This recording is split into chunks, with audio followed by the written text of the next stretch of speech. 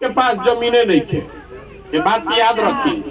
60% आदमी के पास 100 में 60 आदमी ऐसा बाड़न जरा भी एको धूर जमीन नहीं थे, तो मजदूरी करे खातिर ओकर किस्मत में बा मजदूरी करे पड़ता। आज खेती करता ओकरा खेत के जब जैसे बतावत रहन यूरिया मिलते नहीं थे, डीएपी मिलते नहीं थे, पोटास मिलते नहीं थे, बीज मिलत नहीं थे, जौन रवा उपजावता नहीं धान गेहूं गन्ना सब्जी ओकर भाव नहीं खे मिलत। तो जे किसानी कर रहा बा ऊपर ऐसे दुर्दशा बा। आ जरा जो खेत है नहीं के तो किसानी करिए ना सके। आ तीसरा रास्ता बा पूंजी के। कोई दुकान दौरी कर ली, कोनो रोजगार कर ली, टैक्सी चलावे लगी, रेडीमेड के कपड़ा के दुकान खोल दी, कोई सैलून खोल दी, तो कैसे करी? जन पूंजी रही तब ना, तब बैंक वाला 1 रुपया लोन देते नहीं कसन कोई के। कहता पहले जमीन गिरवी रखो तब दे, जमीन है नहीं तरह लोन ले कैसे? तरावरो लड़का के मजबूरी में जाके बहरी मजदूरी करे पड़ता। तो ये तीनों दरवाजा बंद हो गई बा। यही से बिहार में गरीबी खत्म नहीं के हो। 10 बरिस 20 बरिस पुष्ट दर पुष्ट मजदूर का लड़का मजदूर, मजदूर का लड़का मजदूर बन रहा है। ये स्थिति बदलना चाहिए। कैसे बदली? आदमी कहता ये भैया ये सब बात बुझाता, विकल्प नहीं है ना बिहार में, यही से दिक्कत बा। रउआ विकल्प बना ली तो हमने के सब आदमी रउआ संगे चलल जाई तब ठीक हो जाई। हम रउआ के बतावे आइल बानी कि जे आदमी मंच पर आवेला ये न कहेला कि हमारा पर भरोसा कर, हमरा के वोट दे दो, हम आई तो सब ठीक कर दे। हम रउआ के कहे आइल बानी भाई हमरा से तो ना होई, हमरा से ना ठीक होई। कोई आदमी अगर खड़ा होकर कहता कि हम आई तो ठीक कर दे तो लिख के रखी, दुइये गो बात हो सकेला। या तो आदमी मूर्ख बा, ओकरा बुझाते नहीं है कि कितना बड़ा समस्या बा, या फिर सिरे से सबको हमरा रउआ सबके मूर्ख बनावता। जीतला के बाद वो हेलीकॉप्टर पर चल जाई, कमुआ कुछ ना करी। यही से हम ना कुछ कर सकी। हमरा दिन में एक काम बा, जे कर सकेला ओकरा के एक जगह जुटाई कर के सकेला, एकरा के रउआ कर सकीला। जब तक समाज ना जागी तब तक प्रशांत किशोर बिहार के ठीक कर सकेलन। एगो प्रशांत किशोर आजास की 100 प्रशांत किशोर आजास इस सुधरे वाला नहीं थे। जब आप अपना और अपने बच्चे का चिंता नहीं कीजिएगा तो प्रशांत किशोर कोनो नेता राउर लड़का के चिंता करी? कोई ना करी। राउर लड़का घरे बेरोजगार बैठल बा और ओकर चिंते नहीं के वोट देवे जाता नहीं तो कहता नहीं हिंदू मुसलमान भारत पाकिस्तान तरह बदमाश ना होके ओकरा के जेकरा के समाज चुन के निकाली ओकरे पीछे पूरा ताकत शक्ति पैसा व्यवस्था लगावल जाओ और जनता के आशीर्वाद से जिता के ले आवल जाओ। एकर नाम का बा?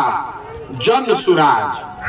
प्रशांत सुराज ना हो, लालू सुराज ना, नीतीश सुराज ना, मोदी सुराज ना। सुराज मतलब सुंदर राज। सुंदर राज के कर कोनो व्यक्ति के ना, जनता के सुंदर राज होके के चाहिए। जो बात गांधी जी ने बताया कि ग्राम के स्तर पर गांव के स्तर पर निर्णय होके के चाहिए।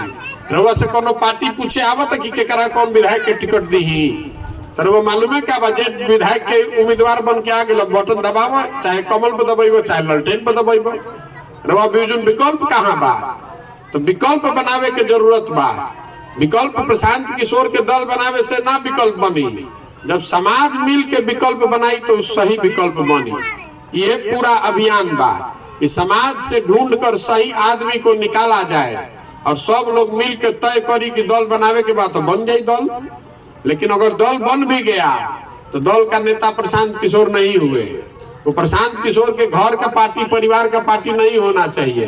बिहार के सब लोगों का दल होना चाहिए, जो सब लोग मिल के बनाओ और मिल के चलाओ, तबे ना हुई बात।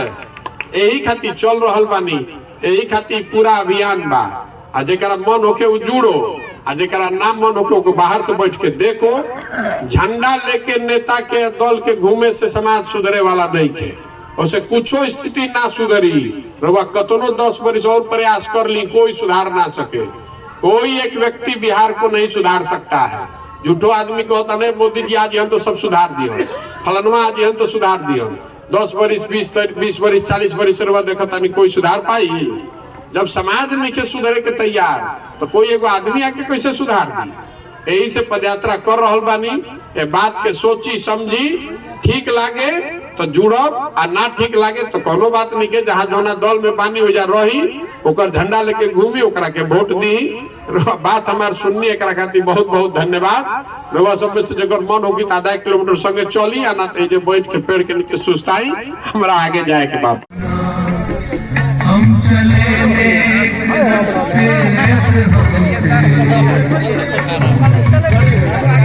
कोई भूल हो ना, इतनी शक्ति हमें देना दाता, मन का विश्वास कमजोर होना।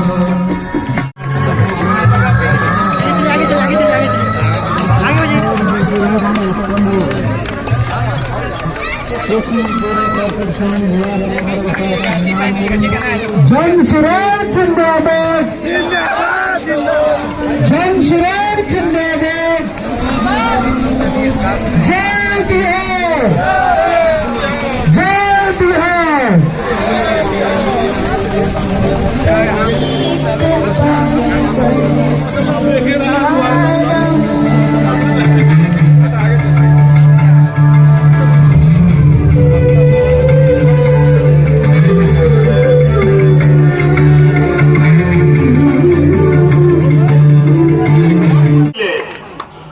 से वोट नहीं मांगो तो पदयात्रा क्यों कर रहे हैं?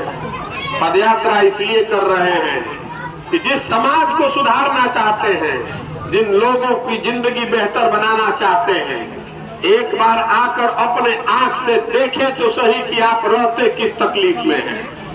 जिस गांव में आप रहते हैं वहां सड़क है कि नहीं, वहां जिस खेत में आप काम करते हैं, जो फसल आप उपजाते हैं उसका भाव मिलता है कि नहीं, जिस स्कूल में आपके बच्चे पढ़ते हैं वहाँ पढ़ाई होता है कि नहीं। जब रुआ घर में कोई बीमार पड़ जाता, जब रुआ दवा करावे जाता नहीं तो डॉक्टर बा कि ना, दवा बा कि ना। जिस खेत में आप काम करते हैं वहाँ पानी पहुँचता है कि नहीं, जो फसल उगाते हैं उसका दाम मिलता है कि नहीं। इसका पढ़ाई दुनिया में कहीं नहीं होता है। हम इंग्लैंड में पढ़ा लोग कि अमेरिका में, अगर आपके गांव की, आपके पंचायत की दशा समझनी है तो उसके लिए तो आप ही के पास आना पड़ेगा। इसलिए पैदल पैदल चल रहा है। जब समझिए में ना आई, समझ में ना करब कि वह कष्ट का बार, वह दिक्कत का बार, तो एक उपाय कैसे निकली सुधरे के। देखिए पुराना जमाना में हमने के सुनत रही जा खिस्सा कहानी में कि जो राजा होत रहन तो रात में भेष बदल के निकलत रहन कि देखे खातिर, जाने खातिर कि प्रजा के का दिक्कत बा।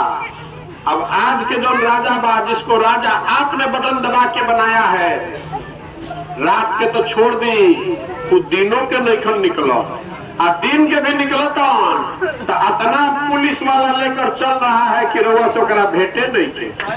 सुरक्षा के नाम पर, सुरक्षा के नाम पर इतना पुलिस वाला लेकर चलता है कि जनता से उसको भेंट नहीं हो।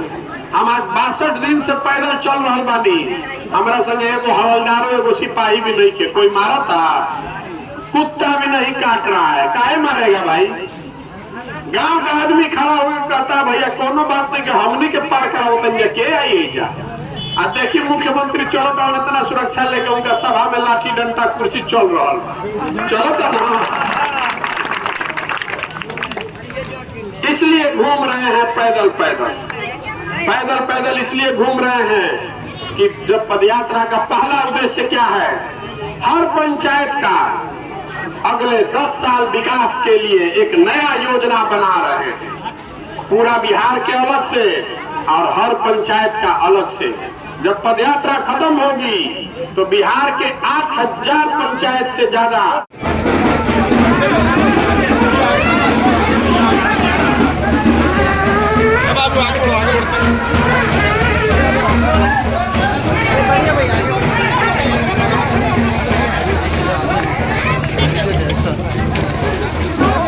चलिए ना भैया, बात या बहुत भाई समझदार आदमी बना ना भाई, काम काम आगे।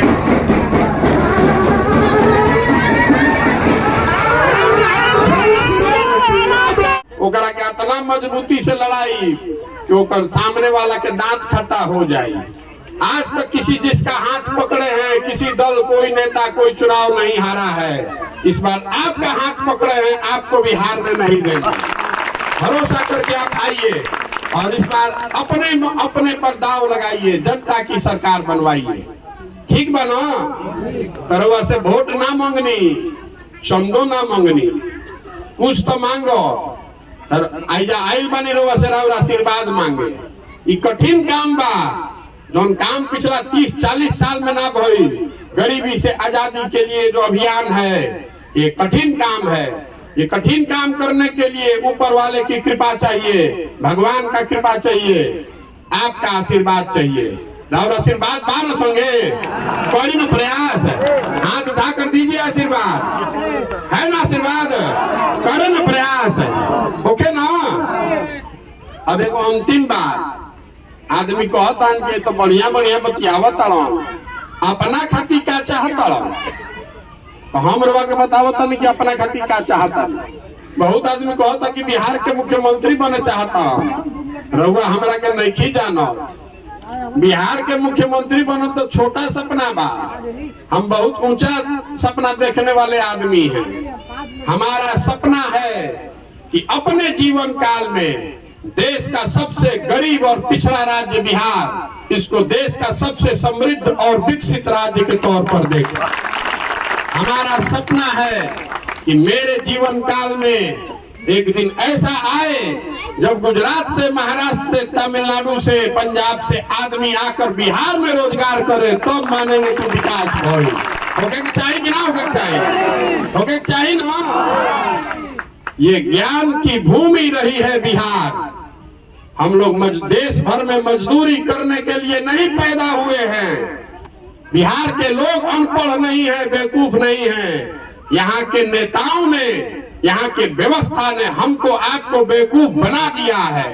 एक बार आप जग जाइएगा तो पूरा देश का राजनीति बिहार से होगा। ये बिहार के लड़कों में ताकत है। जो लड़के बिहार के जाकर बाहर राउर घर के सवांग, राउर लड़का, राउर भाई, राउर बाबूजी जिस फैक्ट्री में मजदूरी करते हैं, बिहार में व्यवस्था अगर सुधर जाए तो वही लोग आकर बिहार में फैक्ट्री लगा भी सकते हैं और चला भी सकते हैं।